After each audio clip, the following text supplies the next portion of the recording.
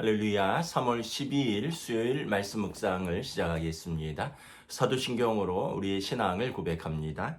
나는 전능하신 아버지 하나님, 천지의 창조주를 믿습니다. 나는 그의 유일하신 아들, 우리 주 예수 그리스도를 믿습니다.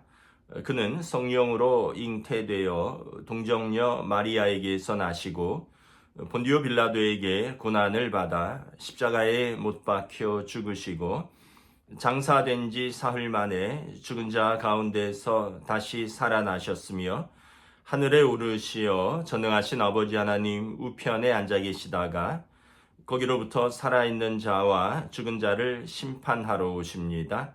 나는 성령을 믿으며 거룩한 공교회와 성도의 교제와 죄를 용서받는 것과 몸의 부활과 영생을 믿습니다. 아멘. 오늘 묵상할 시편은 시편 42편입니다. 시편 42편 제가 봉독하도록 하겠습니다. 하나님이여 사슴이 시냇물을 찾기에 갈급함 같이 내 영혼이 주를 찾기에 갈급하나이다. 내 영혼이 하나님 곧 살아계시는 하나님을 갈망하나니 내가 어느 때에 나아가서 하나님의 얼굴을 배울까? 사람들이 종일 내게 하는 말이 내 하나님이 어디 있느뇨 하오니 내 눈물이 주야로 내 음식이 되었도다.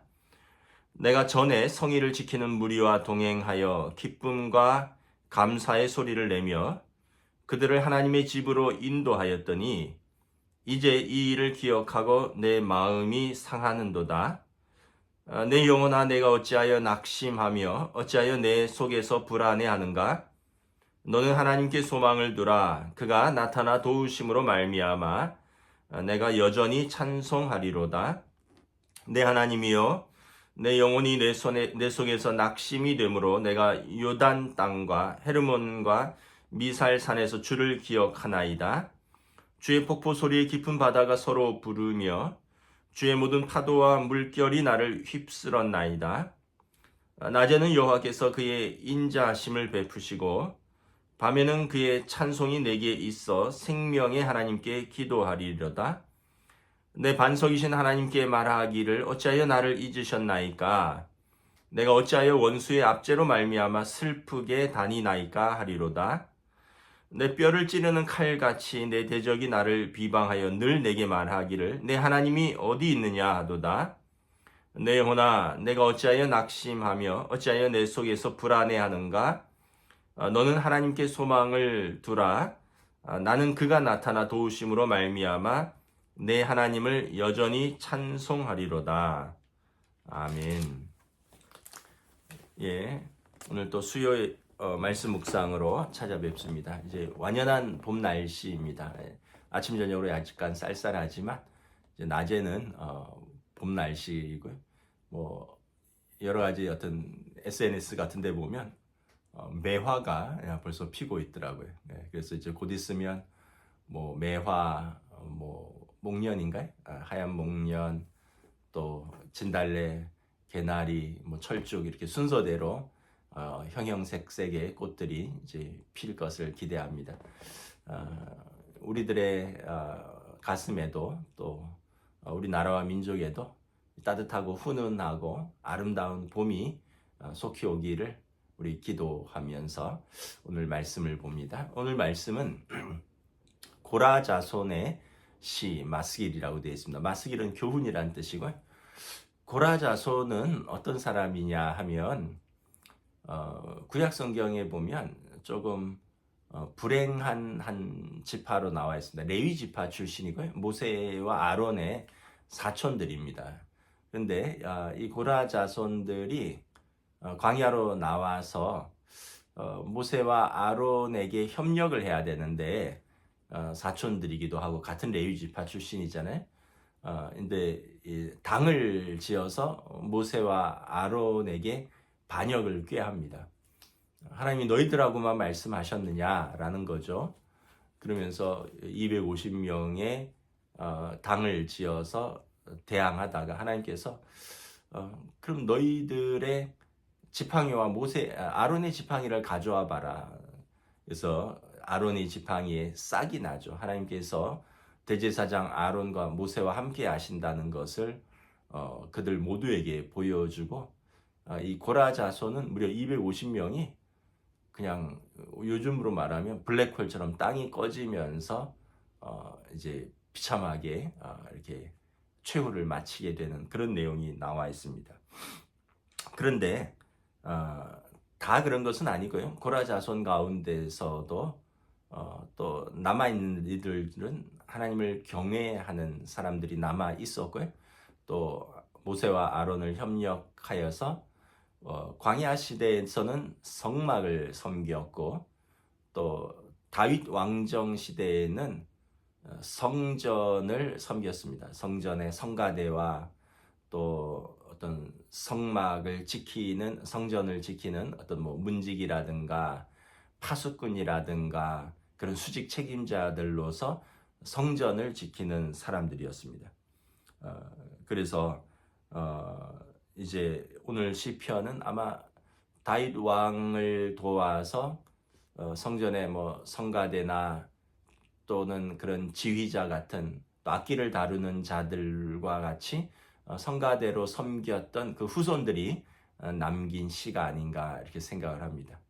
그 조상들은 광야 시대에 모세와 아론을 대적하다가 또 그렇게 됐지만 후손들은 다윗 왕의 좋은 협력자로서 또 광야 시대와 더불어서 성전 시대 성막과 성전을 섬긴 신실한 그 후손들이 남긴 시라는 것을 알 수 있죠. 1절에 보면 하나님이여 사슴이 시냇물을 찾기에 갈급함 같이 내 영혼이 주를 찾기에 갈급하나이다 라고 말씀을 합니다. 사슴이 시냇물을 찾아서 먹어야겠죠. 그런데 뭐 맹수에게 쫓긴다거나 포수에게 쫓겨서 만약에 전력으로 도망을 쳐서 이제 한숨 돌리면은 얼마나 목이 마르겠습니까? 근데 그 물을 그때 찾는데 얼마나 갈급하겠습니까? 예전에 그 호주인가요? 예, 큰 산불이 나서 이게 불이 몇 날 며칠을 탔던 것 같아요. 그래서 호주의 그 캥거루나 코알라들도 많이 죽었는데 구조대원들이 그런 호주의 그 코알라나 캥거루를 구조하는데 한 영상을 봤어요. 원래는 이제 물론 좀 사람 친화적인 동물이기도 하지만 야생에서 사람들이 오면 도망을 가는데 워낙 뜨거운 불길을 피해 다니느라고 기진맥진해서 아마 소방대원이 물을 이렇게 따라주니까 그 물을 소방대원의 품에 안겨서 이렇게 받아 먹는 걸 봤어요. 까맣게 털이 그슬려가서 얼마나 목말랐을까. 그 뜨거운 불길 속에 생존하려고 도망다니면서 얼마나 지쳤을까. 그래갖고는 사람이 와서 구조하는데 도망가지도 않고 사람이 손바닥이 주는 물을 얼마나 달게 먹는지 아마 그 생각을 하면 사슴이 시냇물을 찾기에 갈급함 같이 내 영혼이 주를 찾기에 갈급하나이다 라는 말이 무슨 말인지 알 것 같습니다. 그 사슴이 얼마나 물을 찾기에 갈급했겠습니까? 우리 성도의 영혼이 하나님을 찾는데 갈급함이 이와 같지 않겠습니까?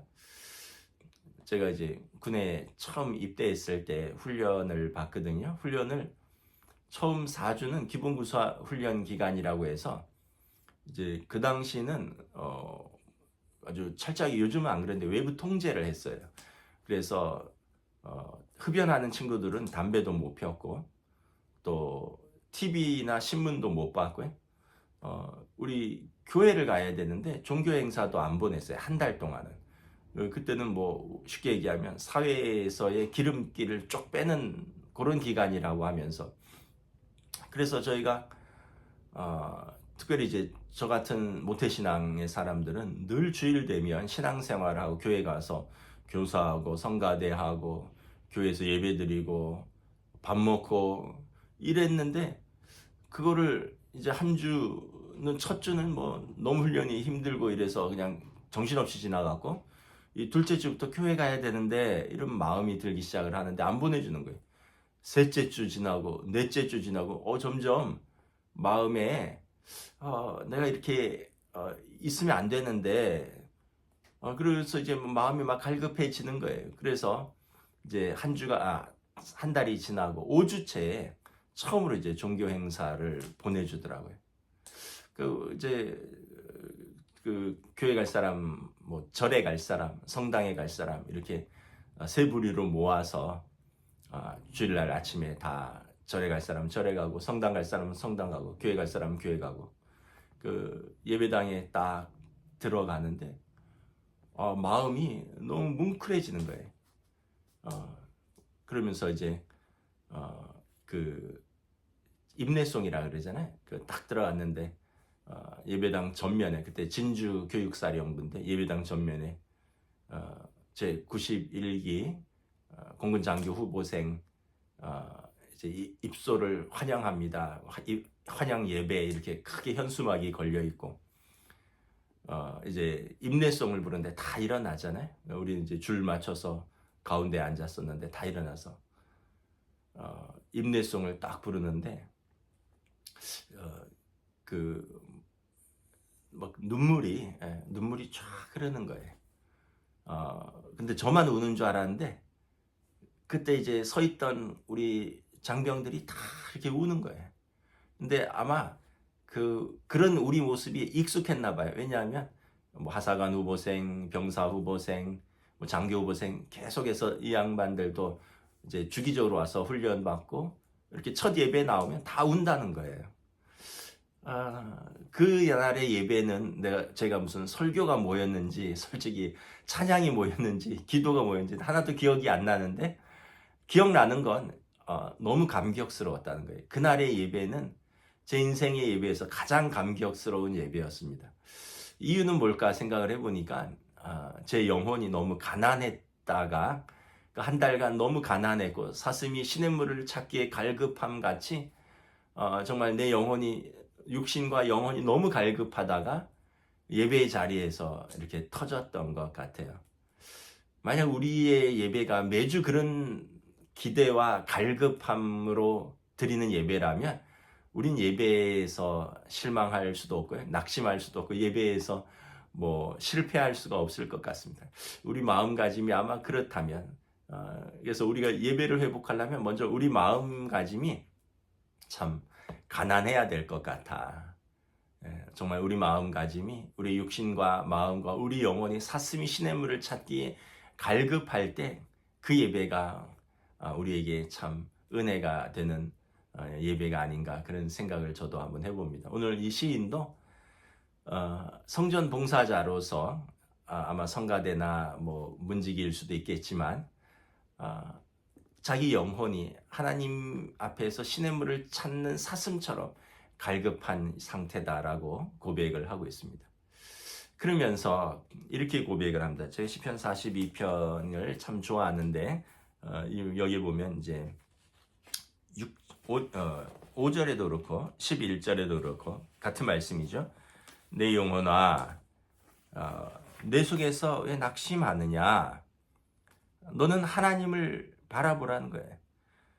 어째 내 속에서 불안해하느냐? 너는 하나님께 소망을 두라. 그가 나타나 도우심으로 말미암아 내가 여전히 주를 찬송하리로다. 여기 이제 두 가지 의미가 있는 것 같아요. 우리가 살아 있다는 증거는 염려와 근심과 두려움과 낙심이 지속적으로 몰려온다는 그런 것이기도 하겠죠. 살아 있으면 계속해서 염려와 근심과 두려움이 밀려옵니다. 이게 이제 우리가 살아 있다라는 증거이고요. 뭐 끊임없이 어떤 해야 될 일, 감당해야 될 일, 짊어져야 할 짐, 또 이미 벌어진 일에 대한 후회, 또 앞으로 벌어질 일에 대한 걱정, 뭐 이런 것들이 우리에게 염려와 두려움이잖아요. 그러니까 이제 우리가 살아있다는 증거고, 두 번째는 그럴 때 눈을 들어 하나님의 얼굴을 바라보라는 거예요. 왜냐하면 하나님께서 창조자이시고 또 이 세상을 통치하시는 섭리자이신데 하나님의 영광을 훼손할 자가 아무도 없습니다. 그런데 우리가 하나님의 얼굴을 바라보는 자를 하나님께서 외면하시겠느냐라는 거예요. 하나님의 얼굴을 바라보는 자를 외면한다면 하나님의 체면이 훼손되는 것이죠. 여러분, 뭐 어린 아기가 있는데 이 아이가 만약에 스스로 그냥 걷지 못하고 그냥 기어다니거나 뭐 누워있는 아기라고 생각해 보세요. 근데 애가 배가 고파요. 또는 뭐 기저귀를 젖었어요. 그래서 아빠나 엄마를 보고 엉엉 울기도 하고 또는 쌩긋쌩긋 웃기도 해요. 그런데 그 아빠나 엄마가 자기를 보고 이렇게 울고 있고 웃고 있는 아기를 외면하는 아빠 엄마는 없을 거예요. 아마 아이와 충분히 대화는 할 수 없을 정도로 아이가 말을 못한다 할지라도 계속 묻겠죠. 누구야, 기분이 좋아? 왜 이렇게 웃고 있어? 누구야, 어디가 불편해? 왜 이렇게 울고 있어? 그러면서 아이와 또 아빠 엄마가 계속 이야기를 하면서 자신을 바라보는 그 아이를 외면하는 아빠 엄마가 없잖아요. 마찬가지로 여러분, 성도가 속에서 근심과 염려가 가득하여 하나님의 아버지의 얼굴을 바라보는데 누구야, 왜 염려가 있어? 하면서 하나님께서 우리에게 도우시고 우리의 삶에 간섭하시지 않겠습니까? 그래서 하나님의 얼굴을 바라보는 성도의 얼굴을 볼 때 하나님께서 그걸 외면하면 하나님의 체면이 손상되는 것이죠. 왜냐하면 당신을 의지하고 당신을 사랑하고 당신께 기도하는 그 성도의 얼굴을 외면하시는 하나님이 어디 있느냐라는 거예요.